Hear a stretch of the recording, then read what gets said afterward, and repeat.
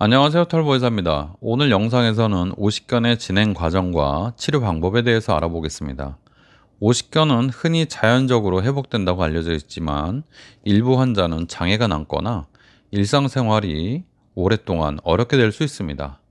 또한 회전근개 파열이나 인대 손상 등 다른 어깨 질환이 동반될 가능성이 높아서 정밀 검사가 필요합니다.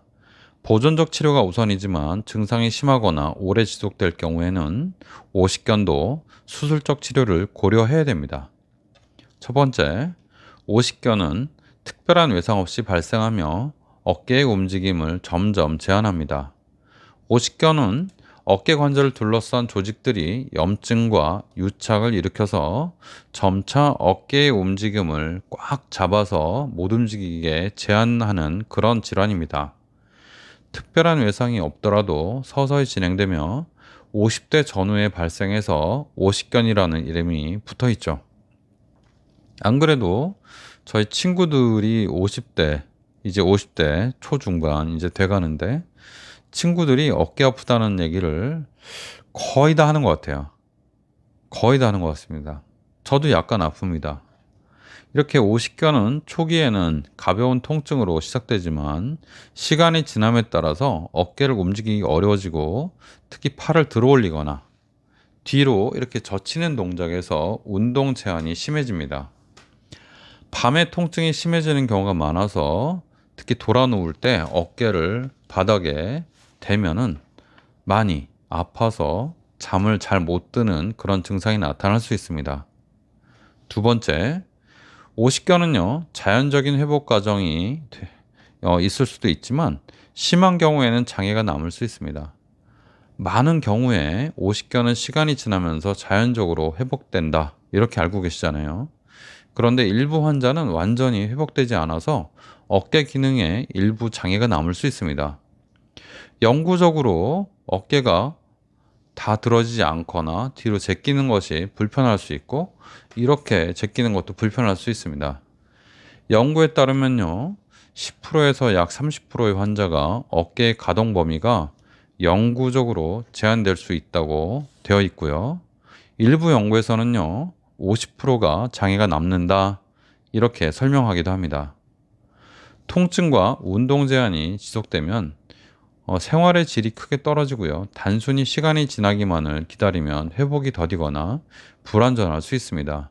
그러니까 오십견은요, 50대 초반에 나타났다가 저절로 회복된다, 이렇게 알고 계시면 안 된다는 겁니다.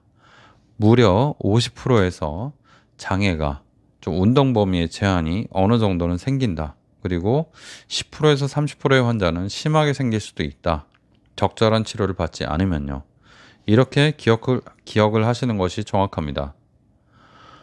세 번째, 동반된 회전근개 파열이나 다른 어깨 질환이 있는지 MRI 등 정밀 검사가 꼭 필요합니다.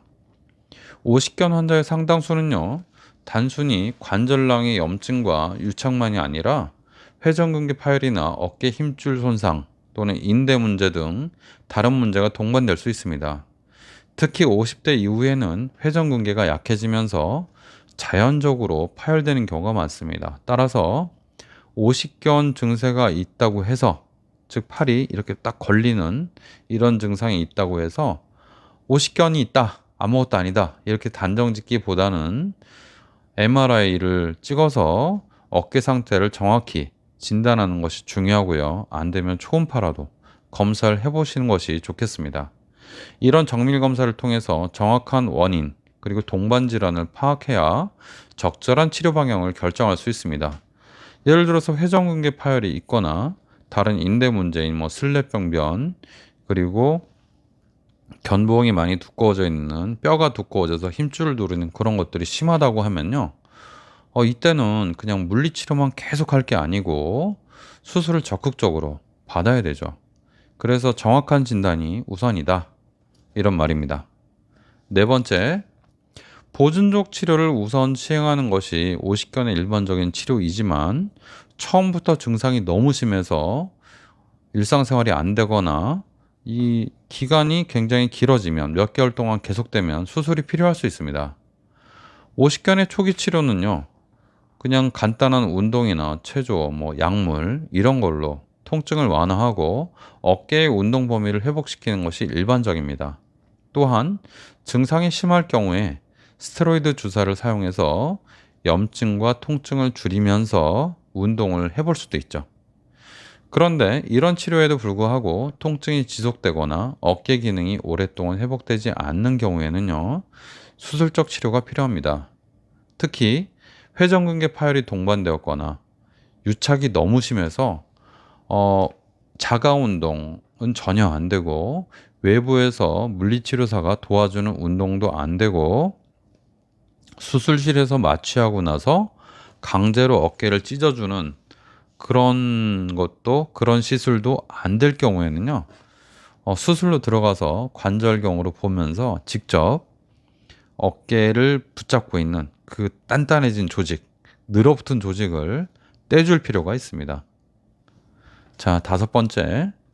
그래서 어깨 오십견은요, 조기 진단과 적극적인 치료가 어깨의 기능을 보존하는 핵심 요소입니다. 오십견을 방치하면 어떻게 된다고요? 저절로 낫는다고요? 아닙니다. 50%는 어깨 기능이 떨어질 수 있습니다. 영구 장애가 생길 수 있다는 거죠. 그래서 조기에 정확하게 진단을 하고 정확한 진단을 바탕으로 적절한 치료를 받는 것이 중요합니다. 통증이 시작될 때 가벼운 스트레칭과 운동을 꾸준히 시행하면 어깨의 가동 범위를 유지하는 데 도움이 됩니다. 하지만 통증 때문에 운동이 사실 어렵죠. 또한 단순한 오십견인지 다른 어깨 질환이 동반된 상태인지를 확인하는 것이 본인이 알 수 없잖아요. 그러니까 검사를 통해서 확인하는 것이 필수적이고요. 필요에 따라서 적극적인 치료, 수술적인 치료를 고려해야 됩니다. 단순히 자연 회복이 된다. 그거는 틀린 말이니까 자연 회복을 무조건 기다리지 마시고 정확한 진단을 받고 본인의 상태에 맞는 맞춤 치료를 받는 것이 어깨 건강을 지키는 최선의 방법입니다. 오늘 정리를 해보면요. 오십견은 자연적으로 회복되는 경우도 있지만 일부 환자에서는 심각한 장애가 남거나 회복이 지연될 수 있습니다. 특히 회전근개 파열이나 인대 손상이 동반될 가능성이 높아서 정밀 검사를 통한 정확한 진단이 필수적입니다. 보존적 치료가 우선으로 되지만 증상이 심하거나 장기간 지속되면 수술이 필요할 수도 있습니다.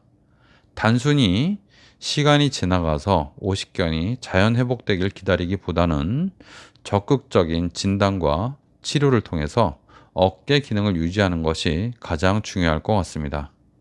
오십견에 대해서 오늘 정보 도움이 되셨나요? 감사합니다. 털보에서였습니다.